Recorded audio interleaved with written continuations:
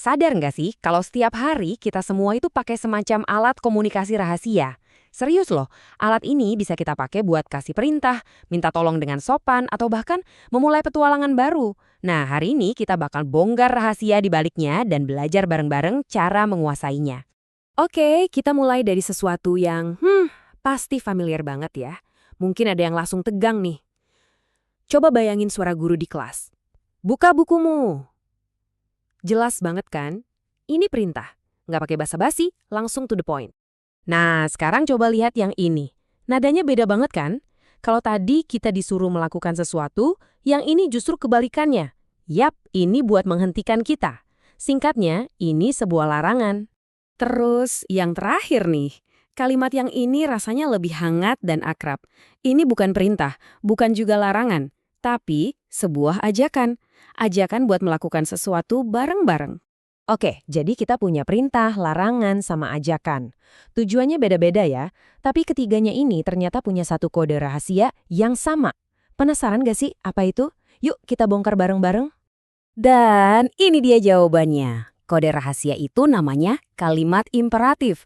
Anggap aja ini semacam cetak biru atau fondasi dari setiap perintah, permintaan, dan ajakan yang kita ucapkan sehari-hari. Jadi, apa sih sebenarnya kalimat imperatif itu? Gampangnya gini, setiap kali kamu mau orang lain melakukan sesuatu atau justru enggak melakukan sesuatu, kamu pasti pakai kalimat ini. Dari minta tolong sampai kasih instruksi masak, semuanya pakai format ini. Dasar banget kan? Dan enaknya lagi, aturannya itu super simple, cuma ada 3. Pertama, selalu mulai dengan kata kerja bentuk dasar ya, atau verb 1. Kedua, nggak usah pusingin subjek, kata kamu itu udah otomatis dimengerti. Dan ketiga, tinggal tutup aja pakai titik atau tanda seru kalau mau lebih nendang. Oke, sekarang yuk kita bayangin kalau kalimat imperatif ini adalah sebuah kotak perkakas atau toolkit komunikasi. Nah, di dalamnya itu ada 4 alat utama yang bisa kamu pakai buat berbagai situasi. Kita bedah satu-satu ya. Alat nomor 1, ini yang paling dasar dan paling to the point.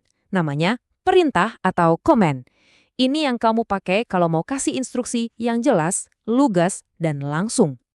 Coba lihat deh rumusnya. Simple banget kan? Cuma butuh kata kerja dasar kadang-kadang ditambahin objek. Contohnya kayak tadi, open your book atau buka bukumu. Simple, jelas, dan efektif banget. Tapi kan nggak selamanya kita mau terdengar tegas ya. Terus gimana kalau kita mau lebih sopan? Nah, disinilah alat kedua kita masuk. Cuma dengan sedikit sentuhan, perintah yang kaku bisa jadi permintaan yang ramah. Kata saktinya, tentu saja, please atau tolong.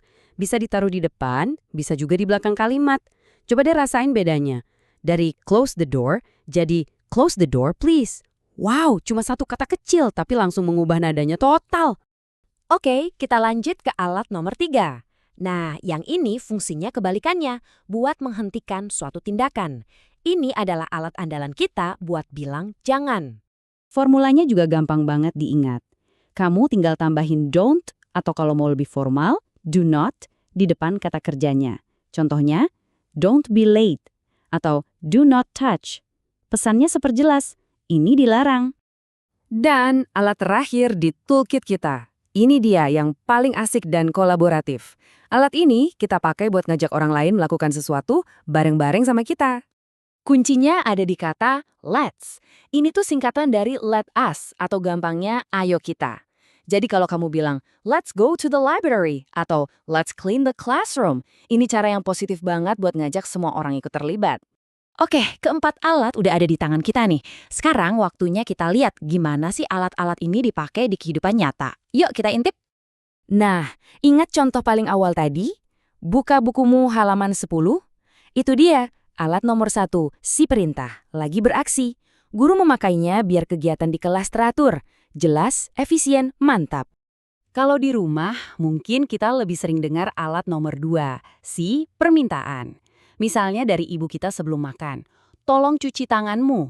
Dengan kata tolong, instruksinya jadi terasa lebih lembut dan penuh perhatian kan? Tanda kayak gini pasti sering banget kita lihat di jalan kan? Jangan parkir di sini. Nah, ini jelas banget alat nomor 3, si larangan lagi bekerja di ruang publik. Pesannya tegas, tujuannya biar semuanya tertib. Dan tentunya gak ketinggalan alat nomor 4, si ajakan. Ini bisa dibilang bahasanya pertemanan nih. Tiap kali kita mau mulai sesuatu yang seru bareng-bareng, pasti keluarnya kalimat, ayo kita main sepak bola, atau semacamnya. Oke, kita udah lihat bareng-bareng definisinya, aturannya yang simple, keempat alat utamanya, sampai contohnya di dunia nyata. Nah sekarang, giliran kamu yang pegang kendali. Waktunya menguasai toolkit ini.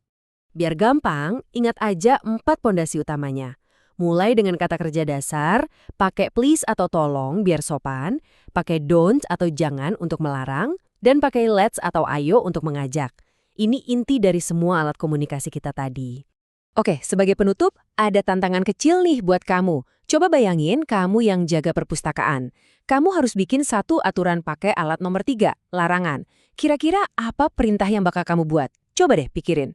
Mungkin jangan berisik, atau jangan makan di dalam. Apapun itu, yang penting sekarang kamu udah tahu cara bikinnya dengan jelas dan benar. Keren!